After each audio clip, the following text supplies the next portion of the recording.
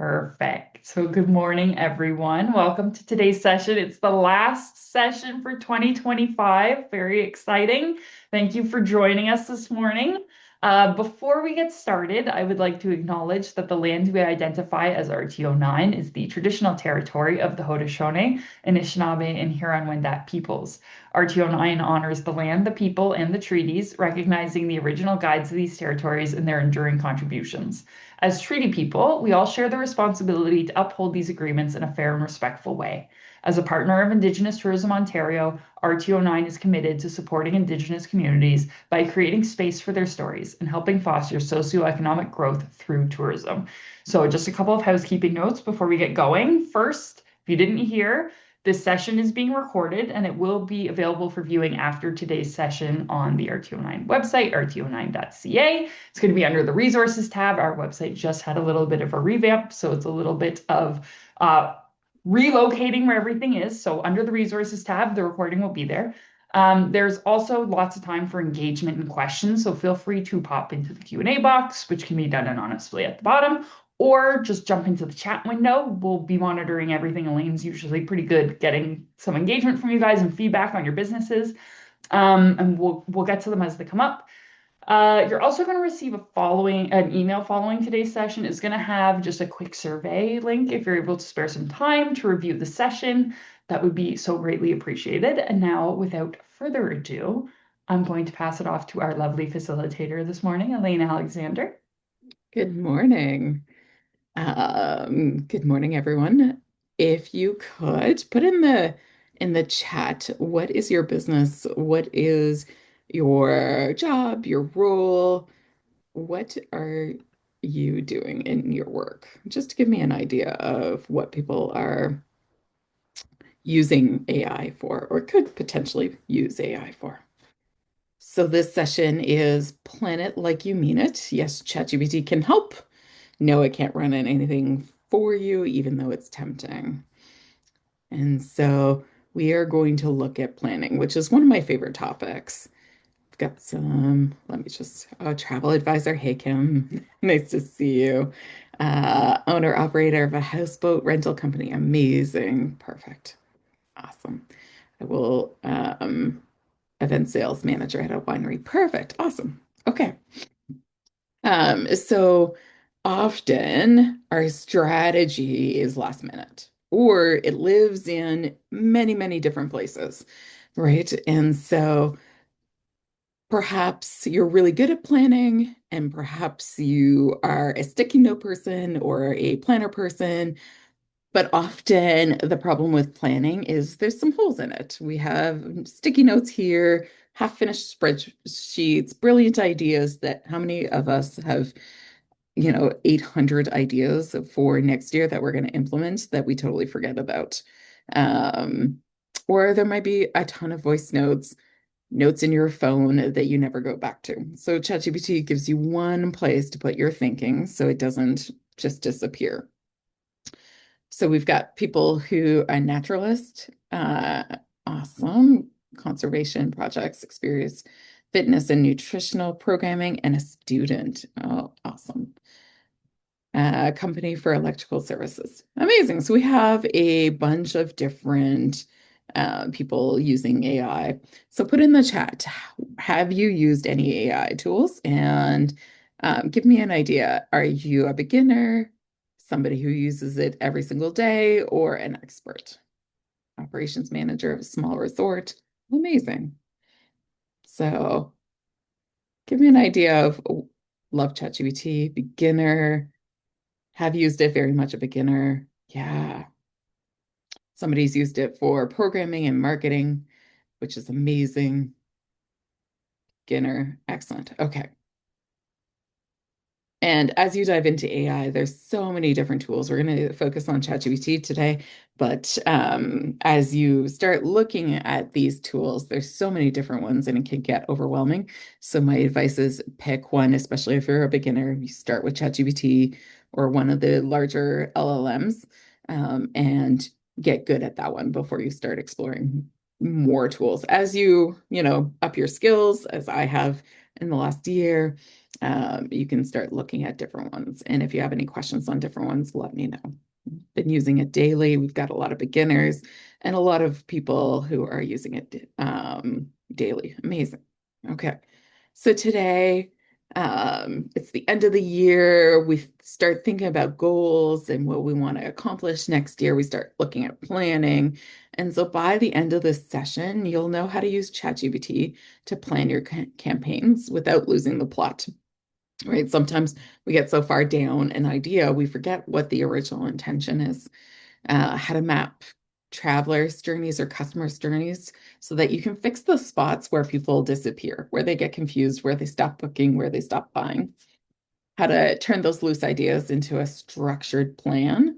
And this is one of my favorite uses, and how to evaluate ideas quickly so that you can stop chasing the shiny ones and really get focused on what you need to do to move your job, your business, your role forward. So I'm Elaine, and I'm an ethical AI strategist and coach. I'm also a therapy student doing my master's and finishing. I should be registered by this spring as a psychotherapist, which is really exciting. Completing my application this week, actually. I'm married to a tech geek, and I always tell the story of how my husband went to the Microsoft Build conference last year, or 2 years ago, 2.5 years ago now. And when he came home, he said, if you're not using AI every day, we can't stay married. And I honestly ignored him for a full year. And then last year, I had to pivot really quickly and started using AI every single day. And now I teach it. I'm a toddler mom in my 40s, and I'm also a world traveler. So I've been to over 35 countries. And you can find me at my website, elainealexander.com. And so, how often are we in reactive mode in our businesses, in our jobs, in our roles? The constant scramble. We live by our inboxes. Our days are directed by what comes in and what fires we have to put out. Our campaigns are built on adrenaline. We're last minute. We are rushing through crises and putting out fires, and then we just think we'll figure it out as we go along. And so when we look to shift from reactive mode into strategic mode, we want clear, documented priorities. We want our decision making to be proactive. Early on in my first business, I was a yearbook rep before this, and my mentor pulled me aside and he was like, you're not planning, you're letting everyone else decide your priorities. And so from then on, I started planning Sunday nights, what I needed to accomplish that week. I started planning at the beginning of the month what I needed to accomplish that month and looking at setting the agenda instead of reacting so much because it's so easy to just live by your inbox. And we're looking at making decisions early, making proactive choices, preventing some chaos. And where I love AI for this is it's a really, really good pattern recognizer. And so it can see the things that you're missing that you wouldn't even know to ask. And so I'm going to teach you some prompts and we'll go through some of that. And then looking at that space to think and not just react, to be intentional, to set aside deep work in planning and time for that, right? And full disclosure, I actually used AI to create this. So this image was fully created by AI for me, by Notebook LM. And so I'm playing around with different tools, but this was a great way of taking the thoughts that I had and presenting it visually with a couple of clicks of a button. And so when you look at taking your plans and then presenting them to others, there's some really great tools for that as well. Because once we get it out of our heads, then we have to tell other people about it, our teams, our employees, and that kind of stuff. So the first thing needs to be to actually identify the goal, right? What do you try, name the goal so that everyone knows what you're trying to achieve, identify that.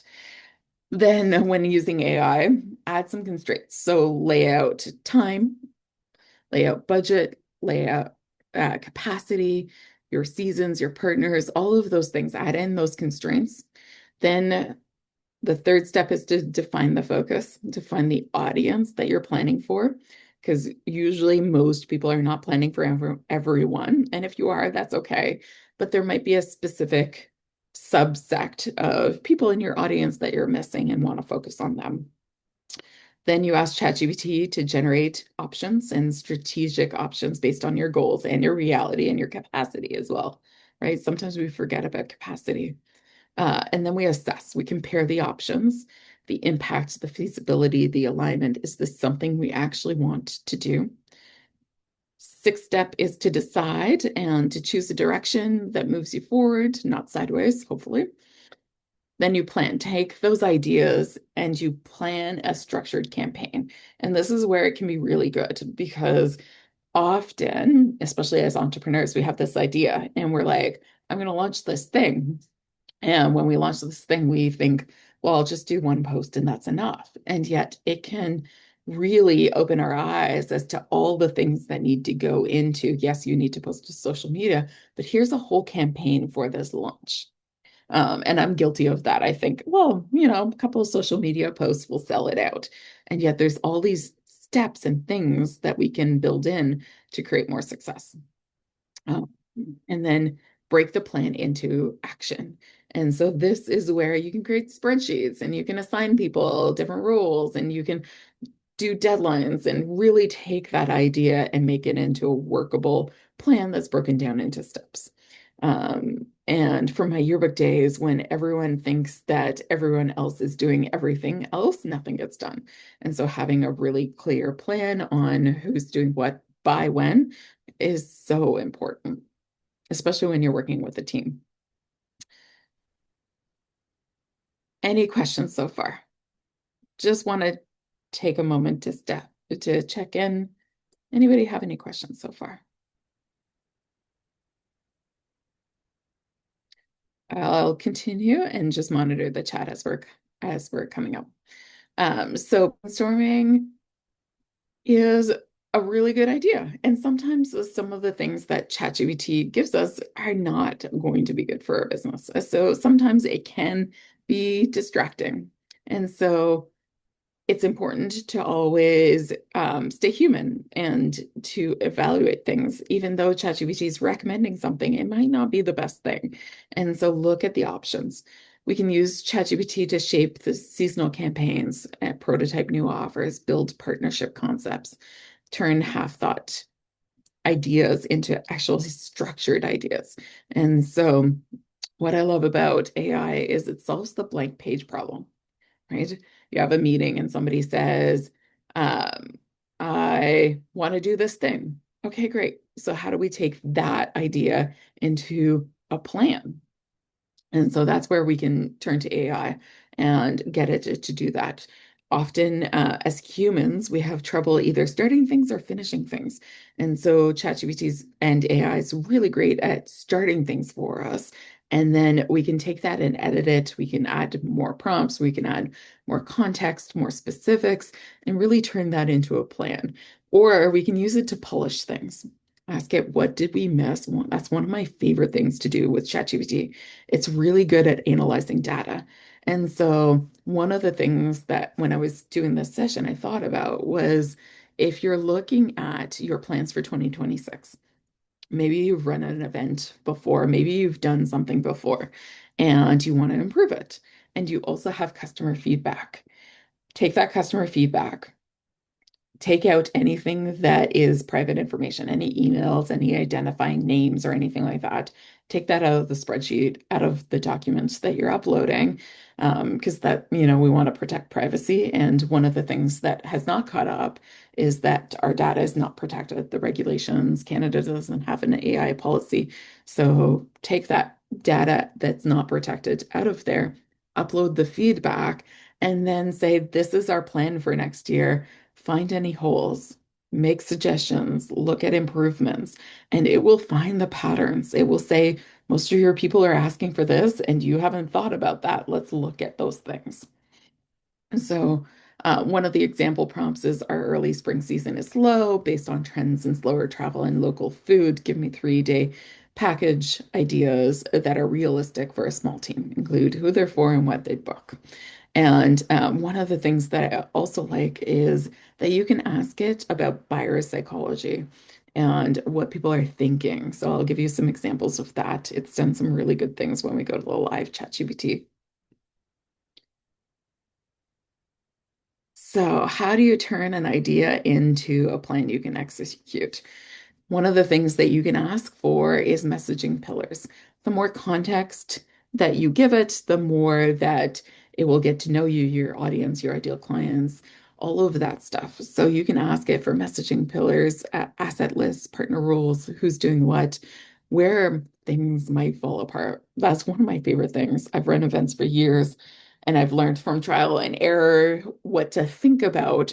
But it would be nice to have that some of that not lived experience lessons and look at, oh, this might happen.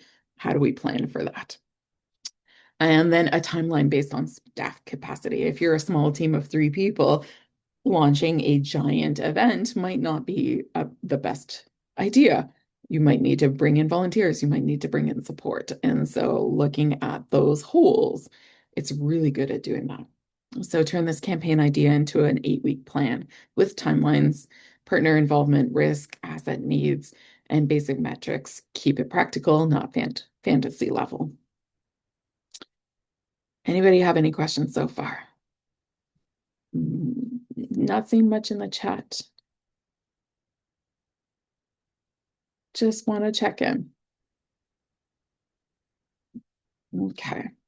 So mapping the customer journey is one of my favorite things because once you figure out how people find you and where you lose them, there are holes that you can fix, right?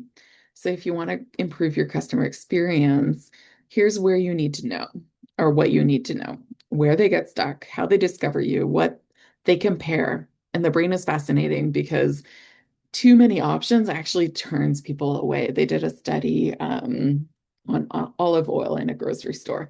So they took 2 grocery stores, and one had 36 kinds of olive oil, and one had three. And the one that had three sold more olive oil because the brain actually can't compare more than 2 things at a time.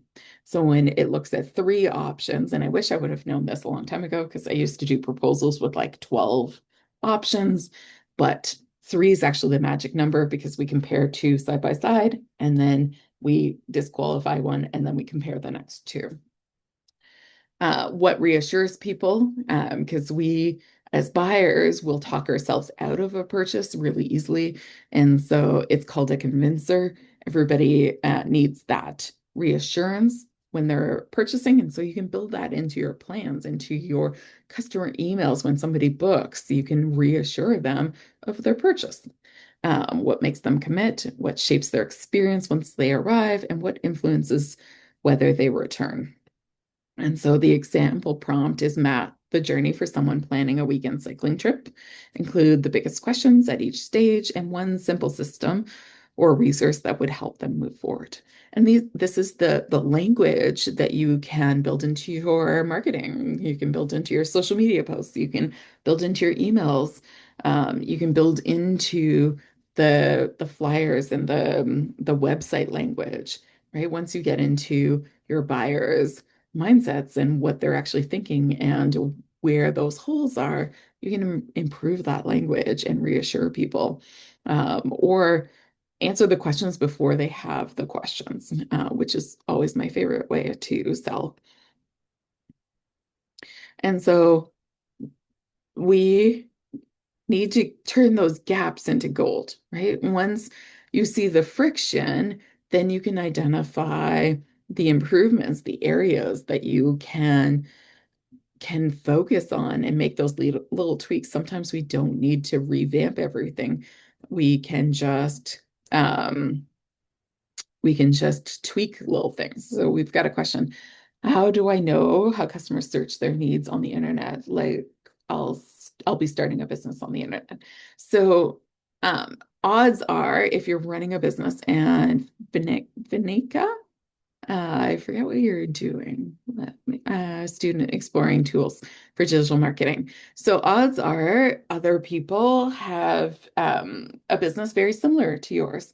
And so the great thing about AI is it's going to pull from the internet, Reddit, Wikipedia, all of the internet as well. And so it's going to look at other people's businesses that are similar to yours and give you feedback.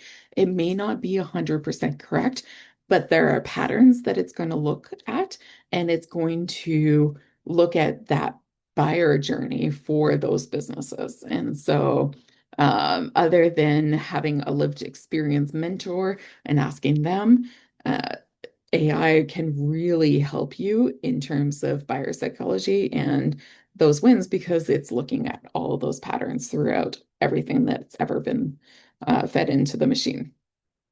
Does that answer your question? If not, let me know. So once we identify those gaps, we can then look for quick wins. We can look for those medium improvements. We can look for longer term opportunities, and we can look also where businesses can collaborate and coordinate. And so, based on this customer journey, list the 10 improvements that would make the most sense in the next 6 months to reduce booking drop-offs, right? Um, and I'll show you once we go to the live what that looks like. Audience clarity. This is one of my favorite things to ask. And so because there unless you're a brand new business who's inventing a category and inventing a product that's never ever existed, which I've met some entrepreneurs who are doing that, odds are people are doing something similar to you.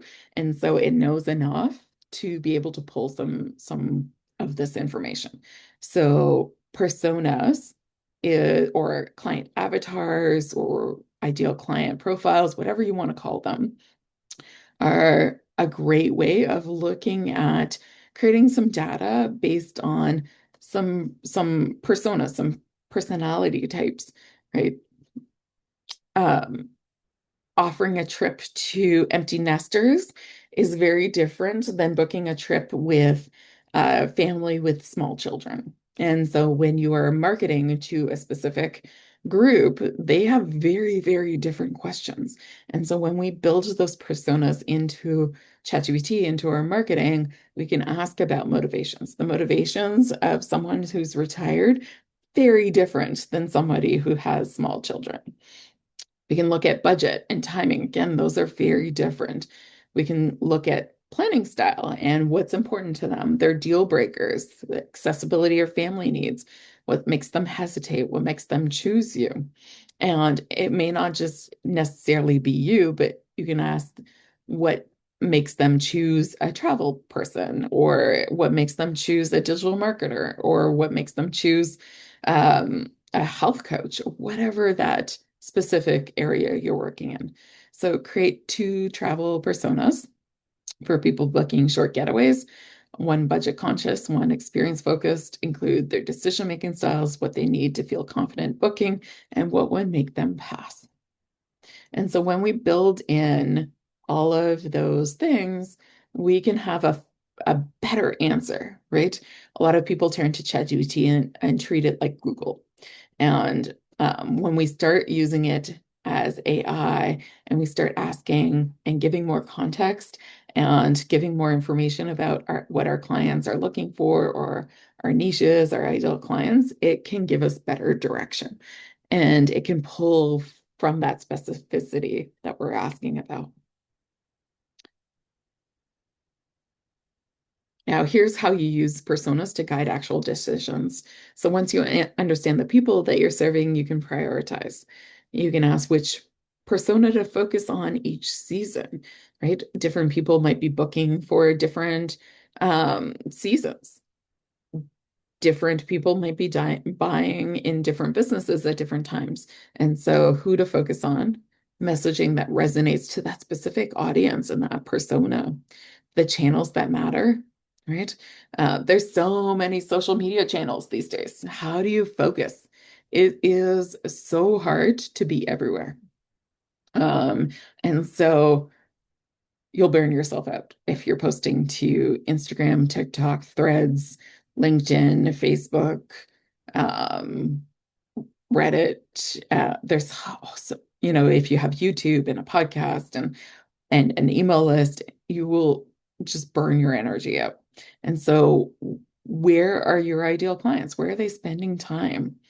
What's the actual meaning of personas? Personas is ideal client profile, is avatar, is who your audience is, who you're serving. It's another word for that. Um, and so it's your people, your customers, your clients. Who are they?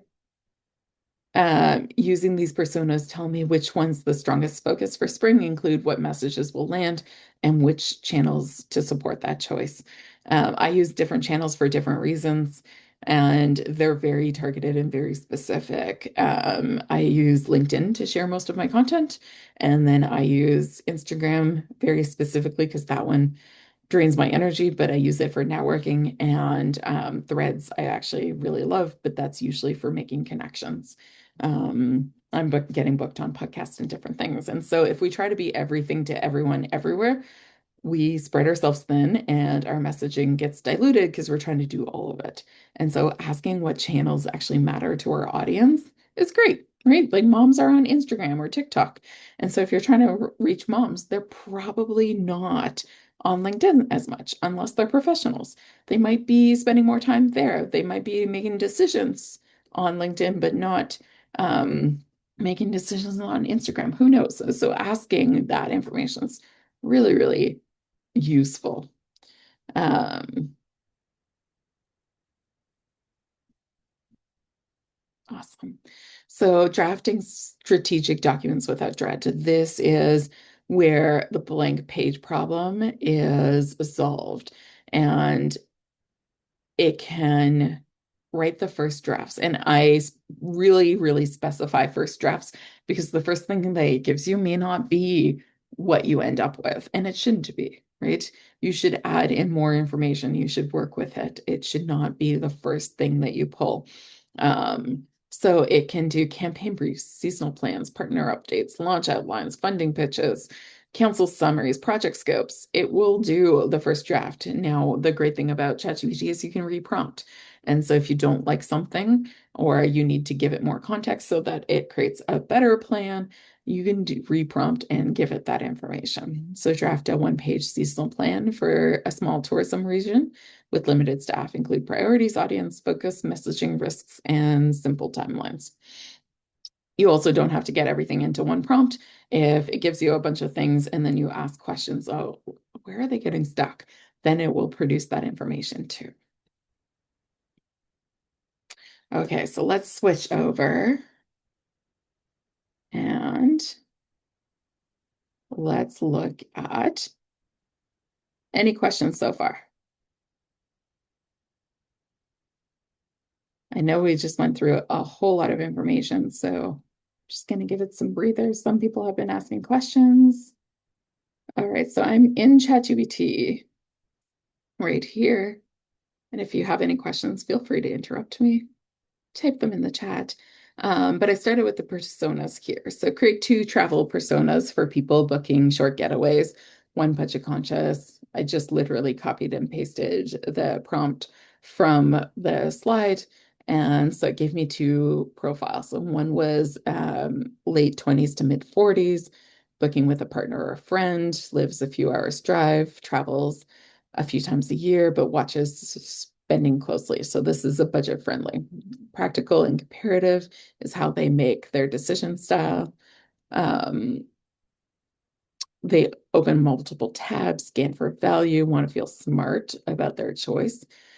So we can build some of that language in our booking emails, right? Or our thank you emails after.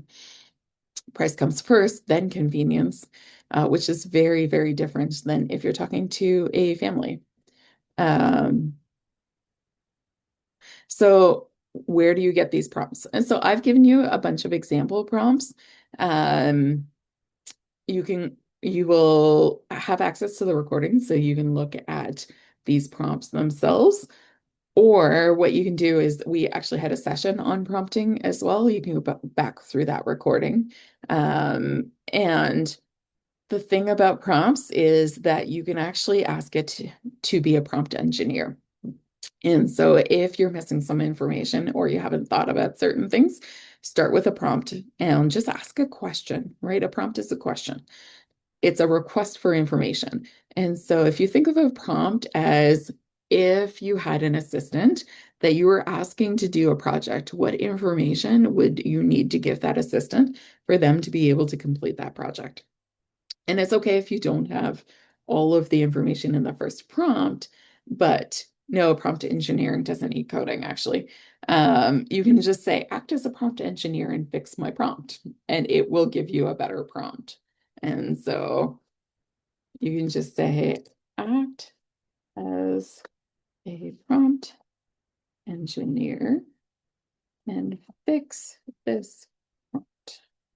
And then you could put in the prompt. I need to know where my customers are dropping off.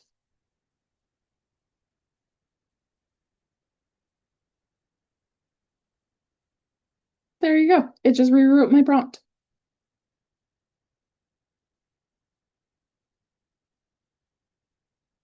And here we go. So it's given me some information. You can also go ask ChatGPT.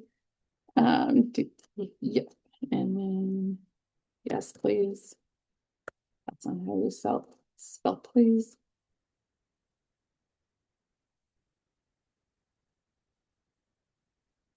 There you go. So you can ask it to make your prompt better also. So in here, what I've done is it's given me two personas, and I didn't love the personas that it gave me. So I asked it to do a family focused persona as well. And it gave me a little bit of a breakdown. And then it said, do you want to focus on people with first trips with kids or really seasoned travelers? Because that's different people, right? And so it gave me, I said, yes, please. And it gave me two different breakdowns. And then I asked it export all of these to a spreadsheet. And so it did that for me. And then I uploaded it into Sheets. And it's given me four different personas, their profile, their decision-making style, their need to feel confident, and what makes them pass. Now I have that data stored here. And what I can actually do is I can download this as a spreadsheet. And anytime I'm doing marketing, I can set up a folder. If you pay for ChatGPT, you can actually set up a folder. And I have a bunch of different projects. They're called projects. And you can set up that spreadsheet as a file that it constantly references in your folder. And so for me, I have one for my business. It's got a file on all of my brand guides, and it constantly references that so that I don't have to re-give it that information. And this is where AI will store some information so that you don't have to add in the information all the time. And so you could take that document that I created or that it created here into Excel, upload to the Excel, and have it reference that because it just gave you a ton of information. You can also edit the Excel file to add in any information that it missed and have it reference that because it will forget.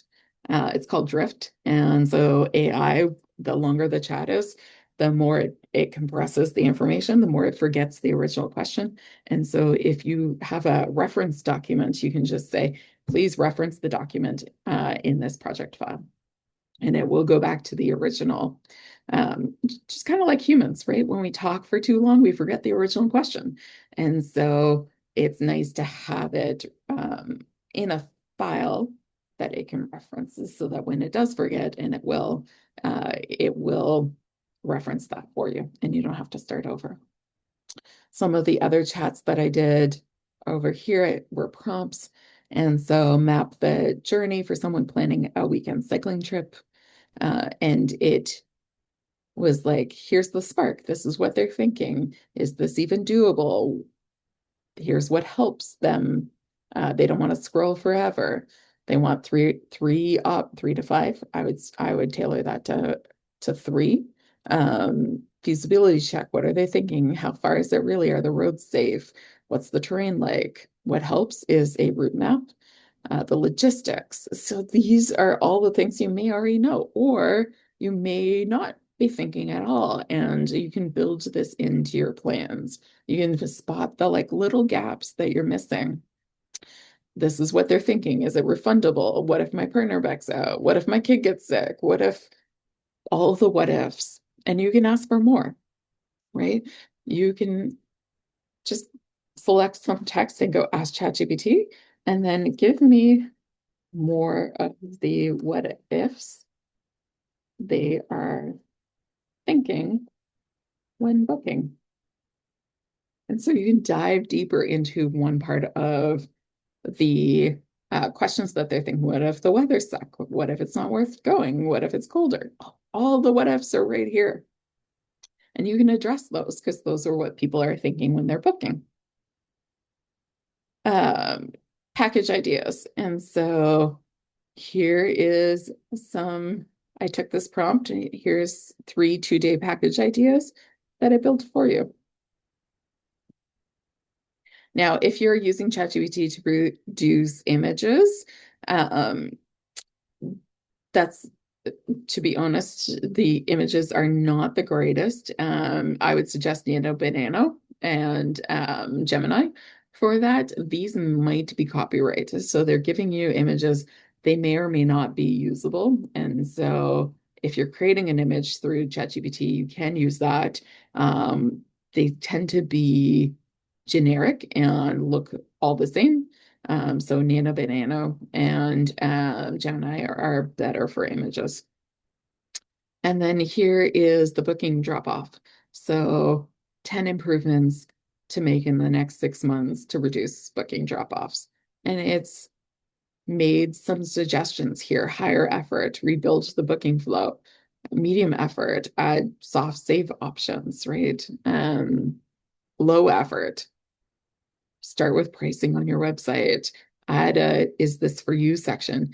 One of the things that AI is really looking for and people are looking for are FAQs. And that is, I believe we're looking at a session with RTO9 in the future on, how to find how to rank with AI. So how to get your website, your information found by AI, because people are Googling less, or if they are Googling, the AI summary is popping up and some people are clicking less.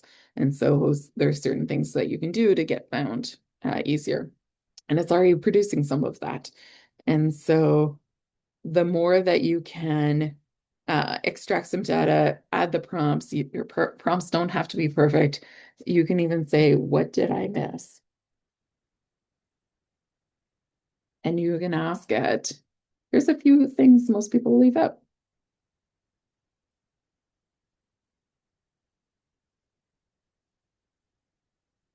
And here you go.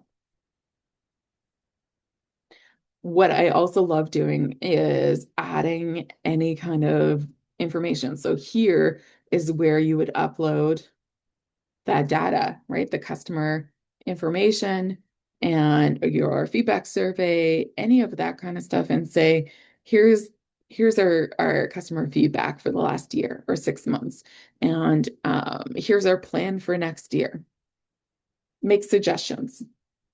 And so if you have any of that, you can upload it here.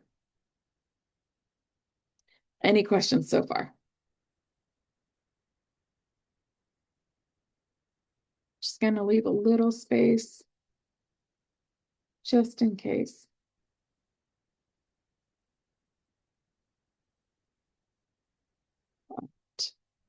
If anybody has any questions, let me know.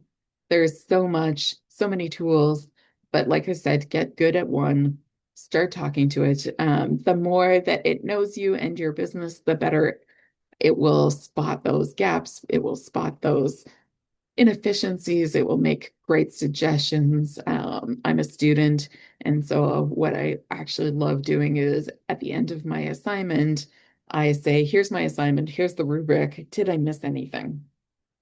And it's a great um, little process that I do. And sometimes I've completely missed one of the questions or one of the topics. And we can do that with our business plans, right?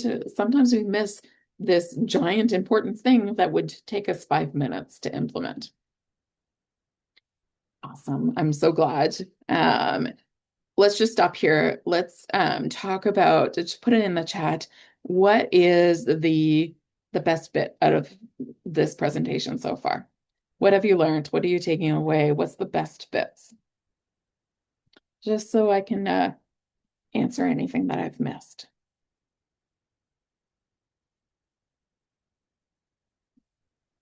Best bits. So the clearer your prompts, the clearer the results, but you don't have to get it on the first try, right? The great thing about the prompts is that you can go back and ask information. You can say, um, apparently my favorite prompt this year, because I asked ChatGPT, was the word UGH, ugh. And sometimes I am sleep deprived and I'm a mom and I don't always have the words. And so the more the better your prompts are, the more consistent your results are. But apparently it's gotten to know me a little bit. And so it responds to UGH and it tries again. Um, but if you can treat it like an assistant, treat it like you would be giving direction to another human. And, I remember being trained and working in different roles, and sometimes the directions were clear as mud. Um, and you're given a project and no parameters, no scope, no, this is what you should look out for, this is what I need. And so the more you give it that, the better the output's going to be. Um, so helpful prompts, the path to clarity, provide context. The more context you can give it, the better. Um, Give it some constraints and then define the output. And defining the output can be, give me a table, give me a spreadsheet, give me a document I can download, give me a PDF. It's not super great at images and flyers unless you use the Canva specific, um, the custom GPT from Canva. But when you define the output, you can get, instead of taking just text, you can get it to do spreadsheets and whatever list that you need it to do for you. Really focusing down on what I want the end result to be, treating AI like a team member. Absolutely. It is a team member, right? It's a $20, $30 a month team member instead of some random computer. If you train it a response. Oh my God, I've spent a year training mine, and now when I try to use other ones, they're useful, but not giving me the same outputs. So sometimes I'll go and use Gemini or something else, and then I'll bring it back into ChatGPT and really polish it because it knows me a little bit more. So the more you train it, the more it responds. It's gotten so good. Detailing my prompts, and those prompts are using Gemini. Yeah, so you can use a bunch of these things. Excellent. I'm so glad the example prompts have been helpful. And thinking about the question in a different way, right? Prompts are, just remember the internet coming out. Um, yes, I'm that old. And the before Google, it was Ask Jeeves, and it was supposed to be questions. And then we got away from Googling properly. And I think prompting is coming back to that, where we can ask different questions, treat it like an assistant, and really get the information that we need. And it is looking for those patterns, those sources. Now, the one thing I will say is, especially if you're doing any kind of research or pulling stats or anything like that, check the links, click on all the links, click on the data, make sure it's pulling from correct sources. It does hallucinate, especially any kind of medical journals or anything like that. There are better sites for those things for actual research. But if you're looking for stats, check, make sure, because it does make things up. It is programmed never to say, I don't know. And so you want to make sure that it's giving you accurate information. And so don't just trust what it gives you. Always check. Um, Examples of prompts have been helpful. I've had my ChatGPT since the beginning, and the difference between mine that I use daily and my husband's is astonishing. Absolutely. Absolutely. And you can do a private chat and you can log out if you need to do something that's off brand. So that's also another thing, but the more you train it, it's meant to learn you, right? And think of it as a human assistant. The first week that you have a human assistant, they're not going to be great. But 2 years in, they can read your mind sometimes. And so same thing with AI. When we treat it that way, where I'm not suggesting we treat AI as a human, but we give it directions like we would another human, then the output is so much better. So if you want clarity, you have to give it direction. Yeah. So somebody said, Megan said, it's good to think of it as a golden retriever. And it responds and it wants to make you happy. It's absolutely a people-pleasing, validating machine. It's programmed to keep the conversation going. And so know that it is going to do that. It's always going to make a suggestion. It's going to keep that conversation going. And it's going to tell you, no matter how good or bad your idea is, that you're brilliant and it's amazing. And so know that it may not always be accurate. And it's programmed on the idea that it's like a multiple choice test. So if it guesses, it might get it right. And so it's always going to guess. And so if it's telling you that all of your ideas are amazing and you should do all of them, maybe take a step back, maybe talk to a human, maybe evaluate things a little bit differently because it's always going to tell you that things are great. And what we don't want is the path to confusion. So vague instructions, make magic happen requests, endless idea lists. I've been guilty of that.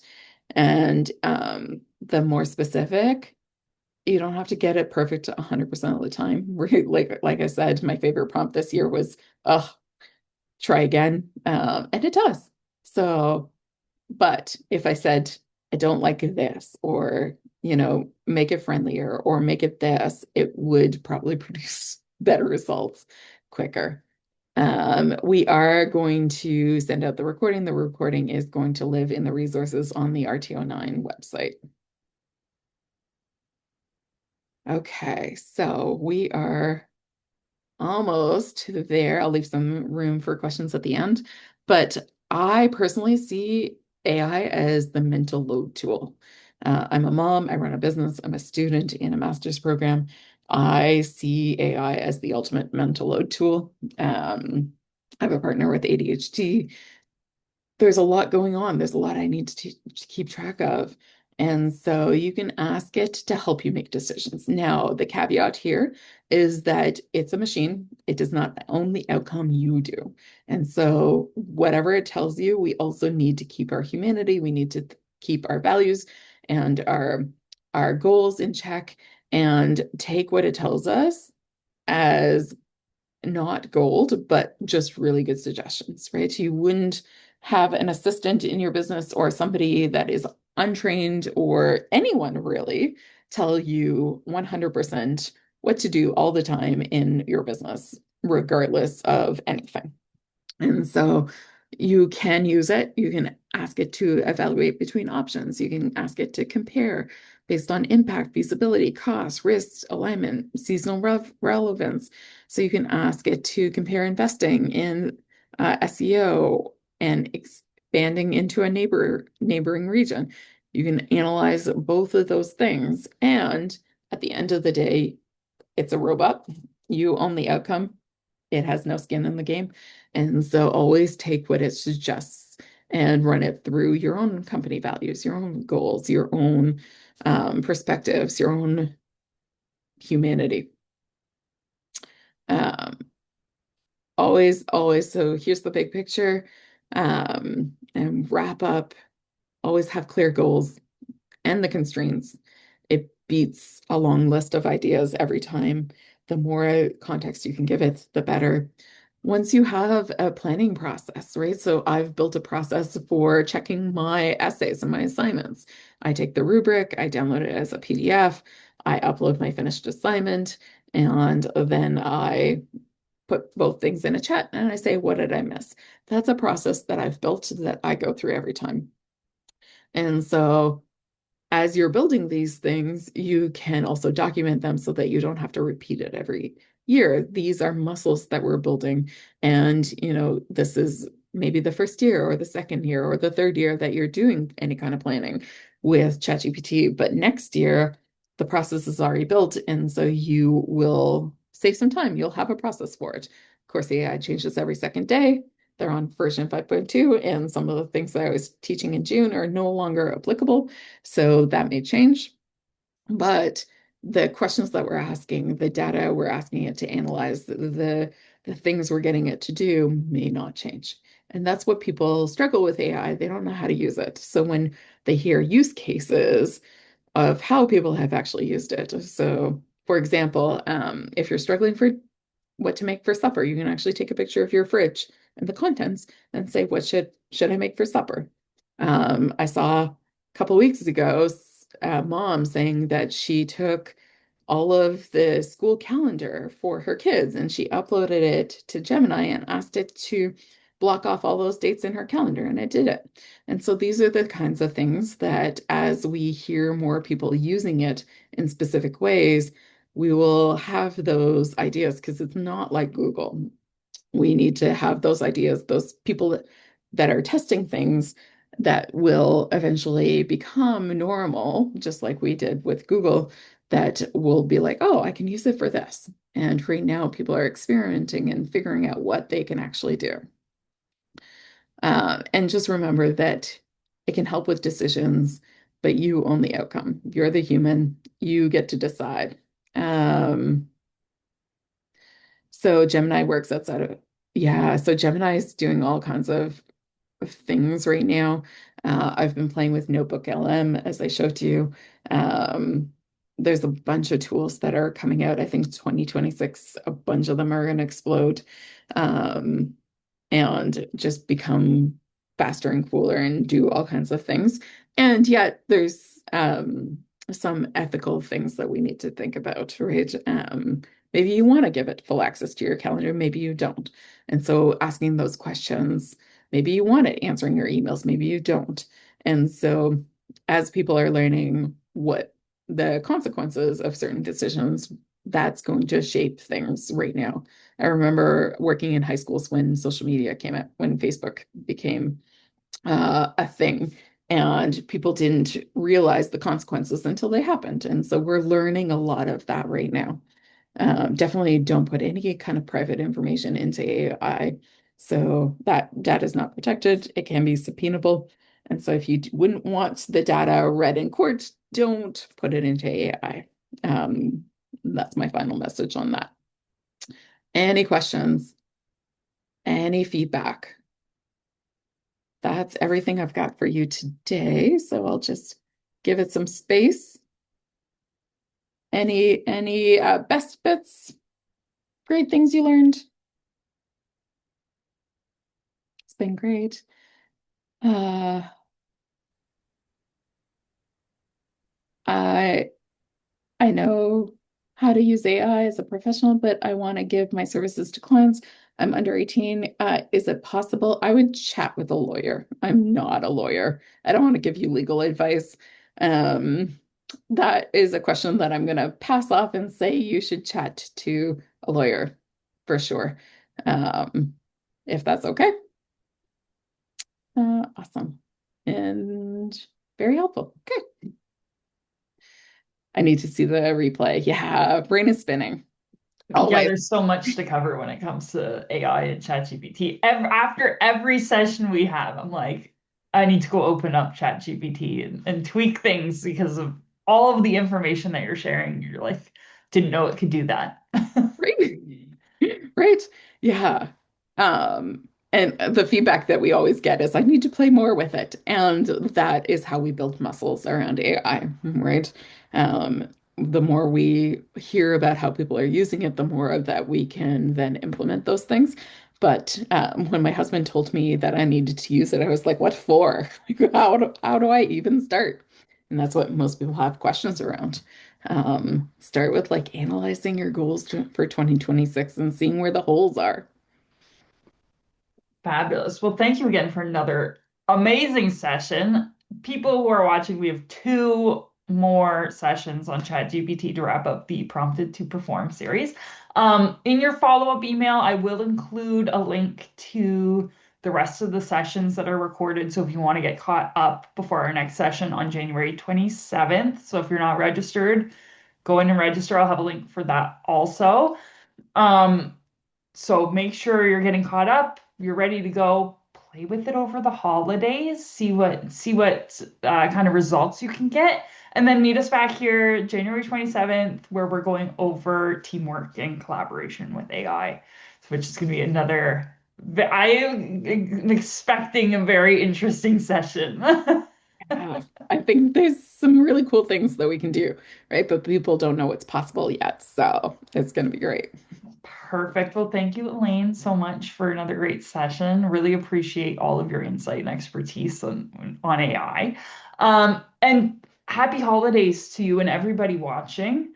We'll see you in 2025 or 2026. This Oh is my the end of goodness. 2025. We'll see you in 2026 for our last two sessions. If you have any questions or need any assistance, please feel free to reach out. I'm happy to get you connected directly with Elaine if you have some questions. And thank you, and go enjoy the rest of your days. And happy holidays. Thanks, Meg. Happy Thanks, holidays. Elaine. Bye, Bye. everyone.